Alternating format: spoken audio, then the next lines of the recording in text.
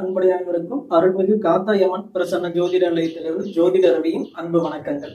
நாம இன்னைக்கு என்ன பார்க்க போறோம் அப்படின்னு பார்த்தோம்னா, திதிகளை பத்தி பார்க்க போறோம். ஒவ்வொருத்தருக்கும் ஒரு திதியில பிறந்திருப்போம். அந்த திதிகள்ல என்னென்ன செஞ்சா நன்மைகள் தரும் அப்படிங்கிறத பத்தி தான் நாம இப்ப பார்க்க போறோம். அமாவாசையிலிருந்து பௌர்ணமி வரவர்களும் அந்த 5 நாள் இருக்கிறது வளர்ப்பறை திதி அப்படின்னு சொல்லலாம். பௌர்ணமியில இருந்து அமாவாசை வரலும் வருது தேய்பிறை திதி அப்படின்னு சொல்லலாம். இந்த 5 திதிகள்ல தான் மாறி மாறி எல்லாருமே பிறப்பெடுத்திருப்போம். அப்போ ஒவ்வொருத்தருக்கும் ஒவ்வொரு திதி இருக்கும். அந்த திதிகள்ல தான் பிறந்த திதிகள்ல என்னென்ன செஞ்சா நற்பலன்களை தரும் அப்படிங்கறத பத்தி பார்க்கலாம். இதை நம்ம கூட பகிர்ந்துக்கிறதுக்காக சாத்தூர்ல இருந்து ஜோதிட திலகம் ஐயா சக்திவேல் ஐயா அவர்கள் நம்ம சேனல் இணைஞ்சிருக்கிறாரு. ஒவ்வொரு திதிகளை பத்தி இவர் விளக்கங்களை கொடுக்க போறாரு. இந்த திதிகள்ல உங்களுக்கு என்னென்ன நற்பலன்கள் விளையும் அப்படிங்கிறத பத்தி அவர் பேச போறாரு. இதுல உங்களுக்கு ஏதாவது சந்தேகம் இருந்ததுன்னா நம்ம சேனல்ல தொடர்பு கொண்டு நம்ம நம்பர்ல கான்டாக்ட் பண்ணுங்க. இப்போ ஒவ்வொரு திதியில பிறந்தவர்களுக்கான என்னென்ன நன்மைகள் இருக்கு, என்னென்ன செஞ்சா அவர்களுக்கான நற்பலன்கள் கூடும், வெற்றி அடையக்கூடும் அப்படிங்கறத பத்தி நம்ம கூட இணைஞ்சிருக்கிற ஜோதிட திலகம் சாத்தூர் சக்திவேல் ஐயா அவர்கள் உரையாற்ற இருக்கிறாரு. இப்போ அமாவாசைக்கு அடுத்த நாள் வர பிரதமை திதியை பத்தி பார்க்க போறோம். இது வளர்ப்பறை திதி. அமாவாசைக்கு அடுத்து முதல் நாள் வரது பிரதமை திதி. இது வளர்ப்பறை திதி அப்படின்னு நாம பாக்குறோம். இந்த திதிகள்ல பிறந்தவர்களுக்கான நற்பலன்கள் என்னென்ன இருக்கு அப்படிங்கறத பத்தி இப்போ சாத்தூர் சக்திவேல் ஐயா உங்களிடம் உரையாற்றுவார். வாங்க நம்ம வீடியோக்குள்ள போவோம். வணக்கம் நண்பர்களே, உங்கள்ட என்னுடைய கருத்துக்களை சொல்கிறதுக்கு எனக்கு ஆண்டவன் எனக்கு ஒரு சந்தர்ப்பத்தை கொடுத்துருக்கிறாரு. ஒரு வீட்டில் எந்த ஒரு செயலானாலும் வீட்டில் இருந்து தான் துவங்குது. அப்போ இல்லறத்தில் தான் நல்லறம் காண முடியும்னு எல்லோரும் சொல்லுவாங்க. அப்போ இல்லறம்னா என்ன? இல்லைன்னா வீடு, அறம்னா என்னது? செயல்படுத்துகிற முறைகள், செய்கிற முறைகள் தான் அறம், இல்லறம். அதுக்கு இன்னொரு பேர் உண்டு, குடும்பம். குடு ப்ளஸ் இன்பம். அப்போ இன்பத்தை கொடுக்கறது தான் குடும்பம். அப்போ குடும்பத்துக்குள்ளே நீ இன்பத்தை கொடுக்கணும், இதுதான் குடும்பம். இப்போ இதெல்லாம் யார்கிட்ட உருவாகணும், எப்படி உருவாகணும், யார் நோக்கி செயல்படணும், என்ன செஞ்சால் நல்லாயிருக்கும் அப்படிங்கிறது தான் இந்த மார்க்கத்தில் முதல்ல பேச வரோம். இப்போ நம்ம என்ன செய்கிறோம்? தினம் சாமி கும்பிட்றோம், என்னமோ போகிறோம், எதுவுமே நடக்கலையே, எதுவுமே செய்யலை அப்படின்னா நீங்கள் எங்கே அது தடங்களாகுது, யார்கிட்ட தடங்களாகுது, ஏன் எதனால தடங்களாகுது அப்படின்னு ஒரு சின்ன மார்க்கத்தில் தான் நம்ம இப்போ பேச வந்துக்கிறோம். இப்போ நாங்கள் சொல்லக்கூடிய குறிப்புகளை நீங்கள் நோட் பண்ணிட்டீங்கன்னா உங்களுக்கு ஒரு பின்காலத்துலேயோ இல்லை பின்னாடி ஒரு சம்பவத்துக்கோ இது பயன்படும் அப்படிங்கிற நோக்கத்தில் தான் இந்த நாங்கள் ஒரு சின்ன முயற்சியில் நாங்கள் இறங்கியிருக்கோம். கேட்டுக்கோங்க. அதாவது திதின்னு சொல்லுவாங்க. எதுக்காக திதி சொல்கிறாங்க? இந்த திதியின் செயல்பாடு இந்த குடும்பத்துக்கு எப்படி உதவும்? திதின்னா வேறு ஒரு நெருடலான வார்த்தையாக இருக்கே அப்படின்னு நினைப்பீங்க. இல்லை, அதுக்கு ஒரு காரணம் இருக்குது. என்னென்னு கேட்குறீங்களா? வளர்ச்சிக்கு உண்டானது தான் திதி. அப்போ வீழ்ச்சியிலேருந்து நம்ம தப்பிக்கிறதுக்கும் திதி பயன்படுது. திதியை என்ன பயன்படுத்தலாம்? இப்போ ஒரு சின்ன சம்பவங்களை உங்களுக்கு சொல்கிறேன், நல்லா கேட்டுக்கோங்க. பிரதமை திதி, அதாவது அமாவாசைக்கு பின்பு வரக்கூடிய பிரதமை திதி, வளர்பிறை திதின்னு வச்சுக்கோங்களேன். அப்போ அந்த திதியில் பிரதம திதியில் நீங்கள் என்ன செய்யணும்? ஒரு வீட்டில் இருக்கிறீங்க, காலையில் வீட்டில் இருக்க பெரிய ஆள் யாரோ, அதாவது குடும்ப தலைவனோ தலைவியோ இல்லை சகோதரியோ இல்லை அந்த குடும்பத்து மேலே யார் அக்கறையாக இருக்கிறீர்களோ அவங்க எடுக்கக்கூடிய ஒரு முதல் முயற்சி அந்த பிரதமை திதி. பிற அப்படின்னா அடுத்த, இல்லை பிற அப்படின்னா இன்னொன்று அப்படின்னு சொல்லக்கூடியதான் பிரதமைன்னா முதல்ல வரக்கூடிய திதிகளுக்கு நாம் மதிப்பு கொடுக்கணும். ஏன் அந்த பிரதம தேதிக்கு மதிப்பு கொடுக்குறோன்னா, முதல்ல ஒரு விஷயம் நல்லா கேட்டுக்கோங்க. வீட்டில் காலையில் சமையல் ரூமுக்கு போகிறீங்க, எழுந்திரிச்சோடனே சமையல் ரூமுக்கு போகிறீங்க, முதல்ல பிரதம தேதியில் பூமியை தொட்டு கும்பிடுங்க. முதல்ல எழுந்திரிச்ச உடனே பூமியை தொட்டு கும்பிட்டு இப்படி தேய்ச்சிட்டு உள்ளங்கையை பாருங்கள். அப்படி உள்ளங்கையை பார்த்து முடிச்சோன்னா அந்த கண்பட்டையை இரு புருவங்களை நீவி விடுங்கள். நெற்றியில், அதாவது நெற்றியை வெறும் நெத்தியாக இருக்குன்னா அந்த நெத்தி இதையும் சேர்த்து விடுங்க. இப்படி செஞ்சுட்டு வணங்கிட்டு அதுக்கப்புறம் நீங்கள் என்ன செய்றீங்க? நேராக அடுப்படிக்கு போகிறீங்க. அது பக்கத்துலையோ இல்லையோ வேறு கிச்சனுக்கு போகிற முகத்தை அலம்பிங்க, நல்லா வாயை கொப்பளிச்சுட்டு பழைய ஒளியும் ஒரே அரை கிளாஸ் இல்லை அரை மடக்கு தண்ணியை குடிங்க முதல்ல. ஏன்னா உடம்புலாம் உணர்ந்துருக்கும். அப்போ அந்த தண்ணீரை உள்ளே நீங்கள் குடிக்கும்போது உள்ள சந்திரபாவகம் வேலை செய்யும், சுக்கிரபாவகம் வேலை செய்யும். அதை செயல்படுத்தணுன்னே ரத்தமானது வேகமாக ஓடும், செவ்வாய் வேலை செய்வார். இப்படி புத்தி வேலை செய்ய ஆரம்பிச்சிடும். இப்படி ஒவ்வொரு கிரகமாக இயங்க ஆரம்பிக்கும். அப்படி இயங்க ஆரம்பிக்கணும்னு நினச்சினோம், முகத்தை கழுவி முடிச்சோன்னா வாயை கொப்பளிச்சு முடிஞ்ச உடனே ஒரு அரை கிளாஸ் தண்ணி குடிக்கணும். பச்சை தண்ணி தான், நம்ம வேறு எது. அதுக்கப்புறம் நீங்கள் உங்களுக்கு இஷ்டப்பட்ட பணத்தை நீங்கள் குடிச்சுக்கோங்க, டீயோ காப்பியோ, அது உங்கள் சாய்ஸ். இப்படி தண்ணி குடிச்சிங்கன்னா அந்த உடம்புல உள்ள பாவங்கள்லாம் இயங்க ஆரம்பிச்சிடும். இந்த பிரதம தேதியில் நீங்கள் இதையும் ஒரு ஃபாலோ பண்ணி அந்த குடிச்சிட்டு வந்தோடனே அதுக்கப்புறம் அடுப்புக்கு அடியில் போய் பற்ற வைக்கிறேன்னா அடுப்பை நல்லா சுத்தப்படுத்திக்கோங்க. துணியை வச்சு பழையபடி சுத்தப்படுத்திக்கிட்டு அதில் தீபம் பொருத்தும் போது ஒரு கற்பூரத்தை எடுத்துக்கோங்க.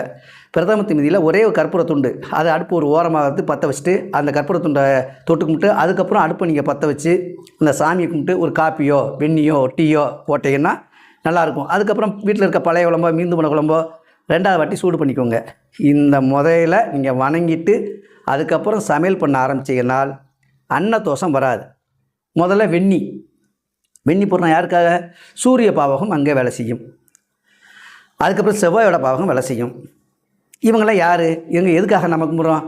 நமக்கும் கடவுளுக்கு என்ன சம்மந்தம் அப்படி நீங்கள் நினச்சனா உங்களை அறியாமலே அது உங்களை ஆசீர்வாதம் பண்ணும். நெருப்பு வந்து அக்னி பகவான். அக்னியிலேருந்து உலகம் வந்து பஞ்சபூதத்துலேருந்து தான் இன்றைக்கி உலகம் இயங்கிட்டு இருக்குது, மற்ற கிரகங்கள் இயங்கிக்கிட்டு இருக்குது. ஒரு சின்ன வார்த்தை தான் உங்கள்கிட்ட சொல்கிறோம். ஆனால் உங்கள் ரூபத்தில் தான் இத்தனை இயங்க போகுங்கிறத தான் உங்களுக்கு ஞாபகப்படுத்தணும். ஆக அடுப்பு பற்ற வைக்கும்போது வேண்டாம் விருப்ப பற்ற வைக்காதீங்க, கோவத்தோடு பற்ற வைக்காதீங்க. நீங்கள் எந்த நினைவில் இந்த அடுப்பு பற்ற வைக்கிறீங்களோ அந்த நினைவை தான் உங்கள் உடம்புக்குள்ளே ட்ராவல் ஆகும். அக்னி உங்கள் உடம்புக்குள்ள நுழைஞ்சிருவார். சந்தோஷத்தோடு பற்ற வச்சுனா சந்தோஷமாகவே ட்ராவல் ஆகும். எளிமையான முறையில் பற்ற வச்சு கும்பிட்டீங்கன்னா எளிமையான உணர்வாகவே இருக்கும். அன்று முழுவதுமே நீங்கள் முதல்ல துவக்கிற வேலையிலேருந்து தான் எல்லாமே ட்ராவல் ஆகுது. அதனால் இந்த பிரதம தீதி என்ன சொல்ல வருதுன்னு கேட்டீங்கன்னா, எதை செஞ்சாலும் பிரதம தீதியில் ஒரு இனிமேலாவது இந்த குடும்பத்துக்கு நல்லது நடக்கட்டும் அப்படின்னு செய்யக்கூடிய முதல் சொல்லிகளில் பிரதம என்பது வளர்த்து விடுவது, வளர்வது, வளர்ந்து காட்டுவது, முதல் துளிர் விடுவது போல அது சூட்சமாக இருக்கும். இந்த பிரதம தீதியில் ஒரு விஷயத்தை நம்ம சொல்லிடுறோம். சரி, அதுக்கடுத்து என்ன செய்கிறோம்? வீட்டில் பக்கத்தில் ஒரு அடுத்தடுத்த பாத்திரங்கள் உப்பு பாத்திரம் இருக்கும். அந்த உப்பு பாத்திரத்தை தொட்டு கும்பிடுங்க. அந்த உப்பையாவது தொட்டு கும்பிடுங்க. கை படாமலோ, கையில் ஈரமாக இருந்தால் அந்த பாவனையில் தொடுற பாவனையிலே தொட்டு கும்பிட்டுக்குங்க. இப்படி தொட்டு கும்பிட்ற மாதிரி கும்பிட்டுக்குங்க. இப்படி செஞ்சீங்கன்னா உப்புக்கு மரியாதை லட்சுமியானவள் என்ன செய்வான்னா, உப்பை தொட்டு கும்பிடும் பொழுது முகத்தில் ஒரு பிரகாசம் இருக்கும். ஏன்னா அது ஸ்டோன், கல்லுக்கு உண்டான இயக்க கதிர்கள். அதாவது உப்பு கல்லுக்கு வந்து முதல்ல முகத்தில் இருக்கக்கூடிய திருஷ்டியை போகக்கூடிய சக்தி கல் உப்புக்கு உண்டு. அதனால தான் படிகாரக்கல்லை கூட வாசலை கட்டி தொங்க விடுவாங்க. அந்த பிரதம தீதியில் அந்த கல் உப்பை நீங்கள் எடுத்து தொட்டு கும்பிட்டு சமையல் பண்ணும் பொழுது, அரிசியை களைஞ்சி போடும்போதோ எது செஞ்சாலும் சரி 2 கொதி 3 கொதி அந்த சாதம் வரும்போது தான் கல் உப்பை போடணும். முதல்ல போட்டுறாதீங்க. ஏன்னா கல் உப்பு மகாலட்சுமி பாவம். அரிசிக்கு மேலே அதுக்கப்புறம் நீங்கள் கல் உப்பு போட்டு விட்டீங்கன்னால் அந்த கல் உப்பானது அந்த அரிசி பாவகத்துக்கு சுபிச்சமான பிரசாதமாக வரக்கூடிய சக்தியை கொடுத்துரும். அதை அன்னலட்சுமியான யோகத்தை கொடுத்துரும். அப்போ அன்னமும் லட்சுமியும் சேர்வதால் தான் அன்னலட்சுமி என்று பேர். அதை தொடுறதுனால தான் உங்களுக்கும் அன்னலட்சுமின்னு பேர் உண்டு. உங்கள் பேர் என்ன பேராக இருந்தாலும் அன்னத்தை நீங்கள் வச்சு செஞ்சு கொடுத்து மற்றவங்களை பசிய மற்றனால தான் உங்களுக்கும் அன்னலட்சுமிங்கிற பேர் உண்டு. யாராக இருந்தாலும் சரி எந்த அன்னத்தை தூட்டுற பெண்கள் நீங்கள் தான் இருக்கிறீங்க. உங்கள் கையினால் படப்பட நீங்கள் எந்த எண்ணத்தில் சமையல் பண்ணீங்களோ அந்த எண்ணம் முழுக்க அந்த வீட்டில் உள்ளவங்களுக்கு இருக்கும். அது கிரகம்தான் காரணம்னு நினச்சிக்கிடாதீங்க. கிரகம் காரணம் அல்ல, நாம் தான் காரணம். ஆக ஒரு செடி இருக்குது, ஒரு பச்சை புல் ஆடு மேய்து, மாடு மேய்து, எல்லாம் மேய்து. அந்த மாடு பல கலரில் இருக்குது. அதுக்கு தண்ணி விடுறீங்க, புல் போடுறீங்க, எது செய்கிறீங்க, என்னென்னமோ சாப்பிட்டாலும் அது கொடுக்கக்கூடிய பால் வந்து வெண்மையான நிறத்தில் தான் கொடுக்குது, வேறு கலரை மாற்றி கொடுக்கலையே. அப்போ நீங்கள் ஒரே குணத்தில் நீங்கள் எத்தனை குணத்தில் இருந்தாலும் அந்த செயல் வடிவம் செய்யும்போது ஒரே குணத்தில் இருந்தீங்கனால் இந்த பிரதம திதியானது உங்களுக்கு ஒரு நன்மையான ஒரு விஷயத்தை கொடுத்து வீட்டில் மகாலட்சுமி யோகத்தை தரக்கூடிய முதல் அம்சமாக அமையும்னு தான் இந்த சம்பவங்களை உங்களுக்கு நினைவு கூறுகிறேன். நல்லா கவனிச்சுக்கோங்க. அந்த கல்லுப்பு தொடுறதுல சாதத்தில் வரும்போது இதிலேருந்து தான் குடும்பத்தில் ஒன்று ட்ராவல் ஆகுது. அதுக்கப்புறம் சமையல் வைக்க குழம்போ கூட்டு பொரியல் எல்லாம் வைக்கிறீங்க. அதுக்கடுத்த பாவங்களும் நாங்கள் சொல்லத்தான் இருக்கோம். அதனால் பிரதம தேதியில் இந்த வழிபாடுகளை முதல்ல செய்ய ஆரம்பிங்க. காலையில் எழுந்த உடனே முகத்தை கழுவிட்டு அடுப்பத்தை வைக்கும்போது ஒரு சின்ன கற்பூர துண்டாங்க வச்சுக்கிட்டு வச்சு சாமி விட்டுக்கிட்டு தண்ணி எடுத்து ஒரு 1/2 கிளாஸ் குடிச்சிக்கிட்டு இப்படி ஒரு முறையான சம்பவத்தை நீங்கள் செஞ்சிங்கன்னா உங்களுக்கு கோபம் வராது. கோபம் காலையில் வந்தால் அன்று முழுக்க உங்களுக்கு காசு பணம் பொருளாதார பற்றாக்குறை வந்துக்கிட்டே இருக்கும். இதுதான் காரணம். 2ஆம் இடத்த தனபாவகம். தனம் வாக்கு குடும்பம். வாக்கானது நீங்கள் தான். வாக்கு தான் உங்களுக்கு வரக்கூடிய துட்டை தடுக்குது. குடும்பத்தில் இருந்துட்டு சண்டை விடனா குடும்பத்தில் தங்க மாட்டீங்க. அப்போ தனம் வாக்கு குடும்பம்னு சொல்லக்கூடிய இந்த சுபிட்சமானது உங்கள்கிட்ட தான் இருந்து வரதே தவிர வேறு யார்ட்டும் இருந்து வரல. கிரகங்கள் உங்களை யாரையுமே சோதிக்கலை. வீட்டில் இருக்கிறவங்களுக்கு இது கிரகங்கள் வந்து முதல்ல எக்கார்ந்து கொண்டும் தடைகள் செய்யாது. வணங்கத்தான் சொல்லுது, வாழத்தான் சொல்லுது, வாழை வச்சு காட்டுன்னு தான் சொல்லியிருக்க தவிர நீங்கள் ஒரு தவறான அபிப்பிராயத்தை எடுத்துக்கிடாதீங்க, தவறான ஒரு எண்ணங்களை எடுத்துக்கிடாதீங்கன்னு தான் இதை உங்களுக்கு இந்த பிரதம தேதியில் உங்களுக்கு இந்த மாதிரி செயல் வடிவத்தை கொண்டு வாங்க அப்படின்னு எளி வடிவமாக சொல்கிறோம். அடுத்து நெற்றியில் வெறும் நெற்றி வைக்காதீங்க. என்னதான் சரி நான் குளிக்கலை வைக்கல அதெல்லாம் பார்க்காதீங்க. எப்படினாலும் சரி சின்ன குங்குமத்தை எடுத்து மேலே உச்சி வெள்ள வச்சுக்கோங்க, நெத்தியில் வச்சுக்கோங்க. இதெல்லாம் நீங்கள் தயவுசெய்து செய்யுங்க. அடுப்புக்கிட்ட இருக்கும்போது அன்னலட்சுமி பார்க்கும்போது உங்கள் நெத்தியில் குங்குமம் இருந்துச்சா அன்னலட்சுமி தீர்க்க சுமங்கலி பவ அப்படிம்பாங்க. சரி, பொட்டு வைக்க தகுதி இல்லாத ஒரு நபர்கள் சமையல் பண்ணால் பொட்டு வச்சதுக்கு தன்மையான ஒரு கைப்பாவகத்தை வச்சுக்கோங்க. அதாவது நீங்கள் கணவன் விட்டு பிரிஞ்சுக்கோங்க, இல்லை கணவன் விட்டுருப்பாங்க, ஏதோ ஒரு அம்சத்தில் இங்கே உங்களுக்கு நெத்தியில் குங்குமம் வைக்கக்கூடியாத சூழ்நிலையில் நீங்கள் இருப்பீங்க.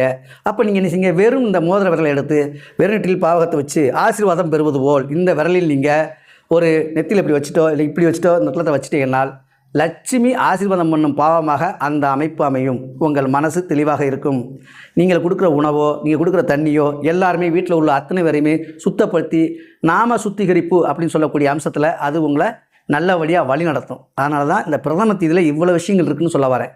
இதுக்கப்புறமும் இந்த பிரதம தேதியில் இன்னொரு விசேஷமான ஒன்று இருக்குது.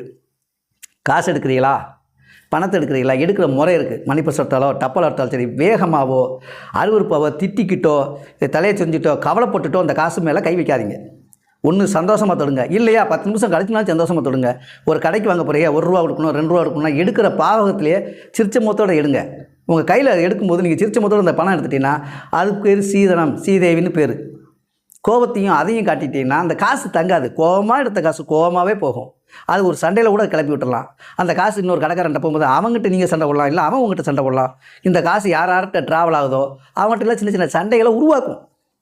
அதனால் அந்த பிரதம தேதியில் மனம் சார்ந்த விஷயத்தையும் செயல்பாடு முறைகளையும் எளிமைப்படுத்துங்க, மென்மைப்படுத்துங்க, சார்ந்த சுருவியாக எடுத்து பழகினால் பிரதம தேதி மனம் குளிர்ந்து சந்தோஷப்பட்டு உங்களை ஊக்கப்படுத்தும் அப்படிங்கிற நோக்கத்தில் தான் பேசுகிறேன். இது ஒரு மார்க்கம். இதைத்தான் நான் சொல்ல வந்திருக்கிறேன். சென்னை சோழ நிலையத்தின் சார்பாக மு சக்திவேல், சாத்தூரை சேர்ந்த மு சக்திவேல் ஆகிய நான் உங்களுக்கு சிறு உரையின் மூலம் உங்களை தெளிவுபடுத்துகிறேன். தொடர்பு கொள்ள வேண்டியதை இந்த அலைபேசி நண்பர்களையும் உங்களுக்கு இணைத்து தருகிறேன். அதில் உங்களுக்கு பதிவாகவும் வரும், இல்லாட்டா என் சொல்லாலையும் கேட்டுக்கோங்க. 999 43 021 07. இந்த விஷயங்களில் சார்ந்த ஏதேனும் சந்தேகம் இருந்தால் இந்த போனில் தொடர்பு கொண்டு எங்களையோ இல்லை இந்த முகநூலில் உங்களுக்கு பதிவு செய்து யூடியூப் சேனல் வழியாக உங்களுக்கு பதிவு செய்து இந்த நபர்களையும் நம்ம நண்பர்களையோ நீங்கள் தொடர்பு கொண்டீர்களானால் இதுக்கு தகுந்த பதிலும் தகுந்த விளக்கங்களும் உதவிகளும் அதை சார்ந்த விஷயங்களும் தெளிவாக கூறுவார்கள் என்று சொல்லி விடைபெறுகிறேன். நன்றி, வணக்கம்.